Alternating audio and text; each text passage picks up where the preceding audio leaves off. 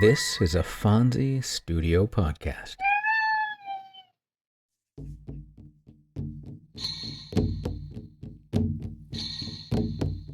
Welcome to Tales from the First Nations. I'm Jay Idle, and every week I'll share with you a tale and ancient wisdom of the native tribes of North America. I'll be joined by my cats, Dawa and Fonzie, who will undoubtedly make their presence known at some point, so I might as well just list them as co-hosts. We hope you'll enjoy the tales and wisdom, raise your vibration, and enrich your life with us every week.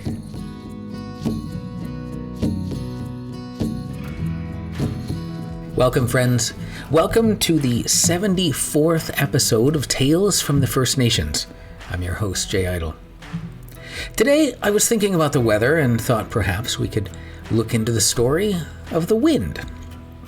Different tribes have different causes for the wind as their origin stories, but in most cases, it comes down to a type of bird. We have 3 stories today, and the first one comes from the Mi'kmaq. They are people of Atlantic Canada and the northeastern United States, with a rich cultural, political, and spiritual history that continues today. Their homeland includes Nova Scotia, Prince Edward Island, much of New Brunswick, parts of Newfoundland, and northeastern Maine. This region includes forests, rivers, and a long Atlantic coastline. So let's look at their story today, The Bird Whose Wings Made the Wind.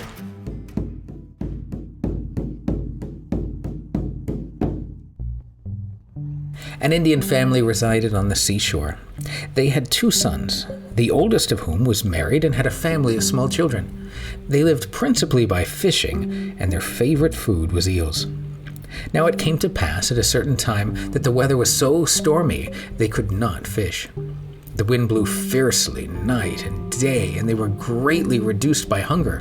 Finally, the old father told his boys to walk along the shore, and perhaps they might find a fish that had floated ashore, as sometimes happened. So one of the young men started off to try his luck in this line. When he reached a point where the wind blew so fiercely that he could hardly stand against it, he saw the cause of all the trouble. At the end of the point, there was a ledge of rocks called Rocky Point, extending far out. At low water, the rocks were separated from one another by the shallow water, but nearly all covered when the tide was in. On the furthest rock, a large bird, the Storm King, was standing, flapping his wings and causing all the trouble by the wind he raised. The Indian planned to outwit him. He called to the big bird and addressed him as my grandfather. He said, "My grandfather, are you cold?" He answered, "No." The man replied, "You are cold. Let me carry you ashore on my back." "Do so," was the answer. So the man waded over to the rock on which the bird was sitting, took him on his back, and carefully carried him from rock to rock, wading over the intervening spaces of shallow water. In going down to the last rock, he stumbled on purpose, but pretended it was an accident, and the poor old bird fell and broke one of his wings. The man seemed very sorry, and immediately proceeded to set the bone and bind up the wing. He then directed the old fellow to keep quiet and not move his wing until the wound had healed. He now inquired if it pained him much, and was told that it did not. "Remain there, and I will visit you again soon and bring you some food." He now returned home and found that the wind had all died away. There was dead calm, so that before long they were supplied with a great abundance of food, as the eels were plenty and easily taken. But there can be too much of even a good thing. Calm weather continued for a succession of days, causing the salt water to be covered with a sort of scum. The Indians say it as a result of sickness and vomiting among the larger fish. This scum prevents the fishermen from seeing into the water and frequently is adverse to eel spearing. This took place on the occasion referred to, and so they sought for a remedy. The big bird was visited and his wings examined. It was sufficiently recovered to admit motion from it, and he was told to keep both of his wings going, but that the motion must stay steady and gentle, and this produced the desired effect.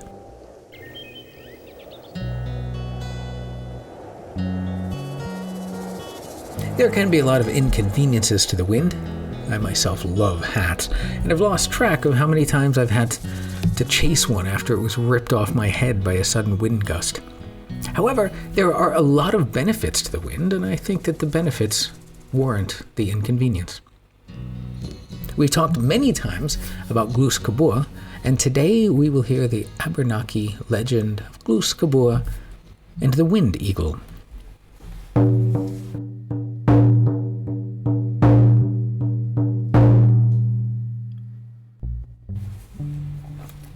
Long ago, Glūs Kābū lived with his grandmother Woodchuck in a small lodge beside the big water. One day, Glūs Kābū was walking along when he looked out and saw some ducks in the bay. "I think it's time to hunt some ducks," he said. So he took his bow and arrows and got into his canoe. He began to paddle out into the bay, and as he paddled, he sang, "Ki-yo-wa-ji-na, yo-ho-he-ho. Ki-yo-wa-hi-na, ki-yo-wa-hi-na." But the wind came up, and it turned his canoe and blew him back to shore. Once again, Glūs Kābū began to paddle out, and this time he sang his song a little louder. "Ki-yo-wa-hi-na, yo-ho-he-ho. Ki-yo-wa-hi-na, ke-yo-wa-hi-na." But the wind came and blew him back to shore. 4 times he tried to paddle out into the bay, and 4 times he failed. He was not happy. He went back to the lodge of his grandmother and walked right in, even though there was a stick leaning against the door, which meant that the person inside was doing some work and did not want to be disturbed. "Grandmother," Glūs Kābū said, "what makes the wind blow?" Grandmother Woodchuck looked up from her work. "Glūs Kābū," she said, "why do you want to know?" Then Glūs Kābū answered her, just as every child in the world does when they are asked such a question. "Because," he said. Grandmother Woodchuck looked at him. "Ah, Glūs Kābū," she said, "whatever you ask such a question, I feel that there is going to be trouble.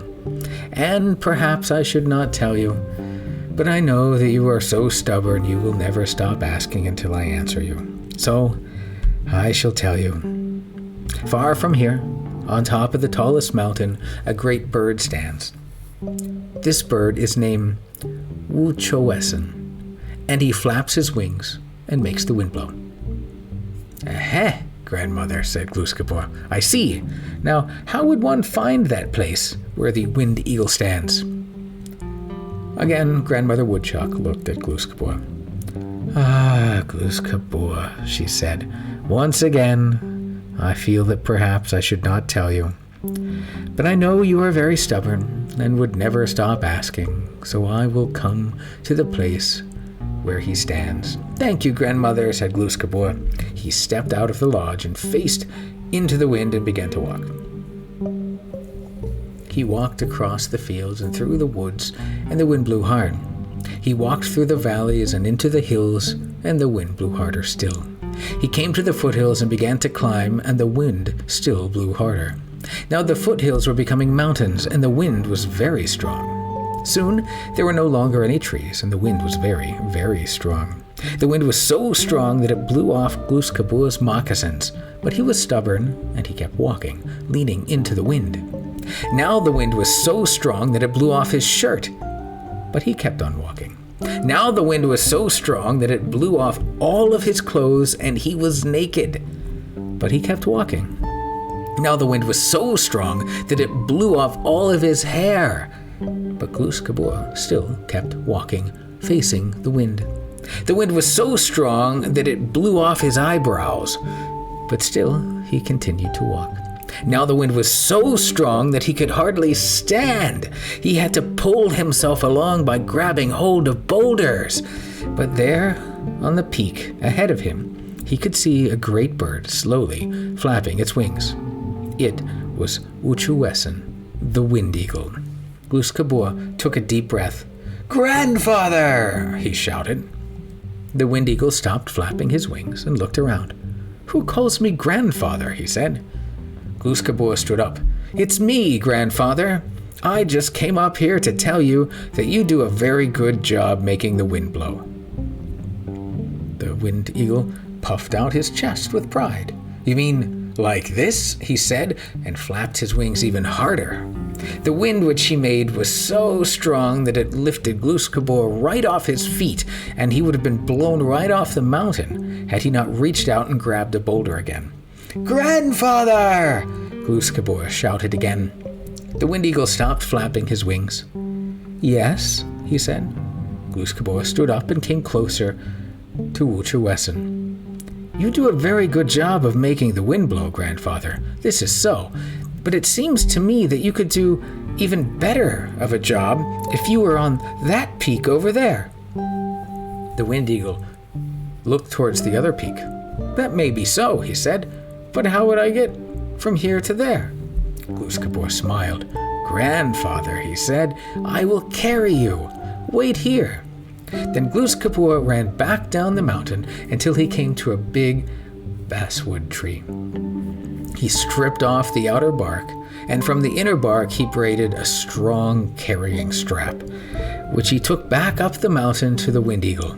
"Here, Grandfather," he said, "let me wrap this around you so I can lift you more easily." Then he wrapped the carrying strap so tightly around Wutcherwesen that his wings were pulled into his side and he could barely breathe. "Now, Grandfather," Glooskap said, picking up the Wind Eagle, "I will take you to a better place."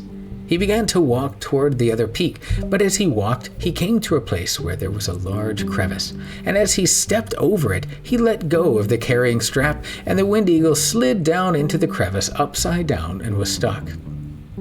"Now," Glooskap said, "it is time to hunt some ducks." He walked back down the mountain, and there was no wind at all. He walked till he came to the tree line, and still no wind blew.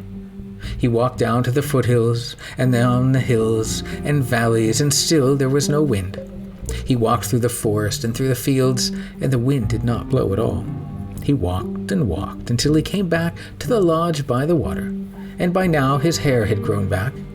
He put on some fine new clothing and a new pair of moccasins, and took his bow and arrows and went out to the bay and climbed into his boat to hunt ducks. He paddled out in the water, and as he was canoeing, he sang his song. Kiowahina, yo-ho-hey-o, Kiowahina, Kiowahina. But the air was very hot and still, and he began to sweat. The air was so still and hot that it made it hard to breathe.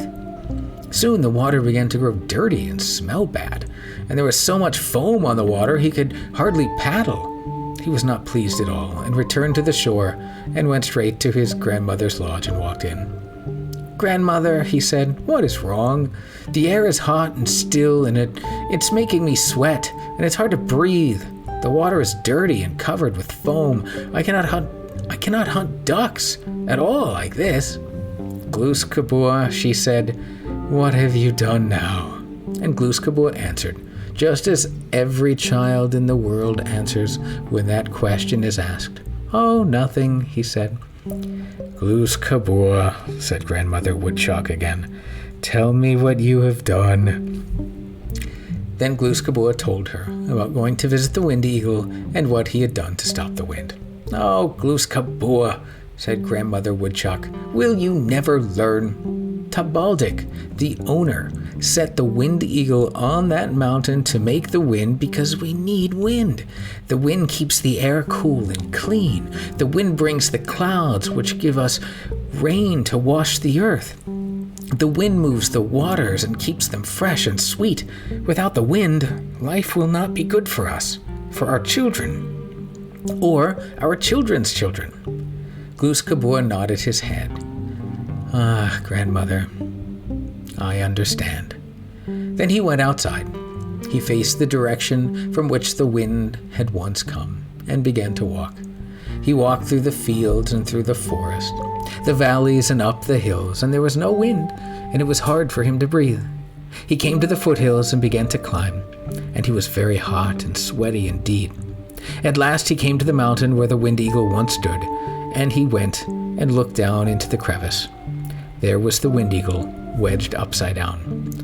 Uncle, Glooskapur called. The Wind Eagle looked up as best he could. Who calls me uncle? He said. It's Glooskapur, uncle. I'm up here. But what are you doing down there? Ah, Glooskapur, said the Wind Eagle. A very ugly, naked man with no hair told me that he would take me to the other peak so that I could do a better job of making the wind blow. He tied my wings and picked me up, and as he stepped over this crevice, he dropped me in, and I am stuck. And I am not comfortable here at all. Ah, grandfather, uncle, I will get you out. Then Glooskapur climbed down into the crevice. He pulled the Wind Eagle free and placed him back on his mountain and untied his wings. Uncle, Glooskapur said, it is good that the wind should blow sometimes, and other times it is good that it should be still. The Wind Eagle looked at Glooskapur and then nodded his head. Grandson, he said, I hear what you say. So it is that way now. Sometimes there is wind, and sometimes it is still. And so the story goes.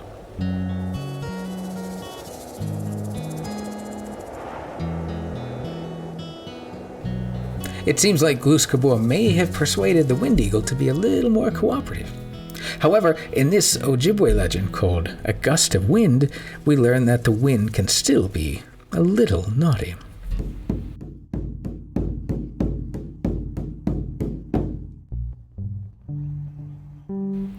Before there was a man, 2 women, an old one and her daughter, were the only humans on Earth.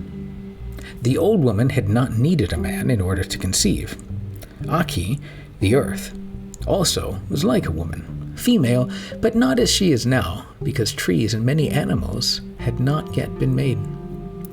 Well, the young woman, the daughter, took her basket out one day to go berrying. She had gathered enough and was returning home when a sudden gust of wind lifted her buckskin dress up high, burying her body. Gisus, the sun, shone on that spot for a short moment and entered the body of the young woman, though she hardly noticed it. She was aware of the gust of wind, but paid no attention. Time passed. The young woman said to the older one, I don't know what's wrong with me, but something is. More time passed. The young woman's belly grew bigger, and she said, something is moving inside me. What can it be? When you were going berrying, did you meet anyone? The old woman asked. I met nobody. The only thing that happened was a big gust of wind which lifted my buckskin dress. The sun was shining.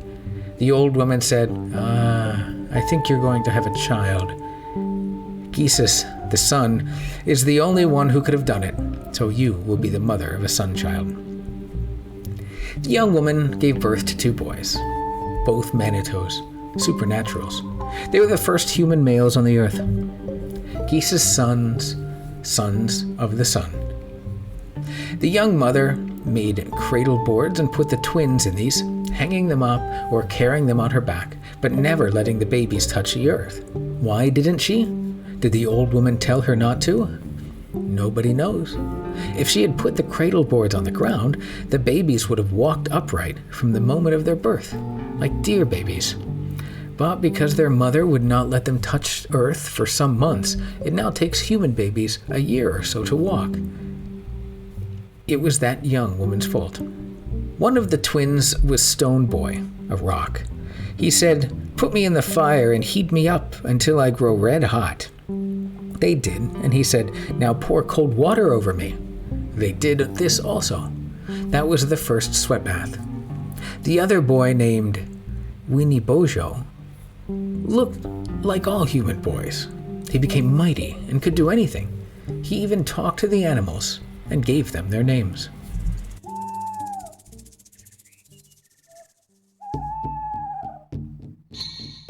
Well, I guess it is important to be aware of gusts of wind, whether you're wearing a skirt, a hat, or sailing a ship.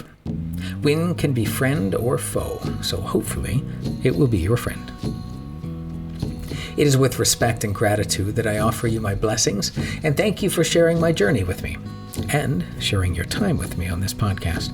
I wish you well, and look forward to sharing another story with you next week. Go in peace, return in peace, and may you be well. If you enjoy the podcast, please like and review us in your podcast server or tell your friends about us so that we can continue to grow.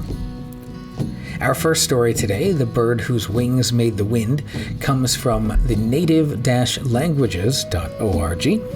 This version of the legend comes from Stith Thompson's 1929 collection, Tales of the North American Indian. Our second story, Glooskapur and the Wind Eagle, comes from straightarrow.org. And our final story, A Gust of Wind, comes from the now-defunct pyramidmesa.com and was told by David Redburn in New York City in 1974. For more great stories and legends, join me next week for another story here on Tales from the First Nations. I'm Jay Idle, and I'll talk to you next time. Music is provided by my dear friend Scott Brocklesby, and our podcast Image of the Moon was provided by Mark Lawton. We'll see you next time. All right, that's it. How'd we do, Dawa? Awesome. Phones?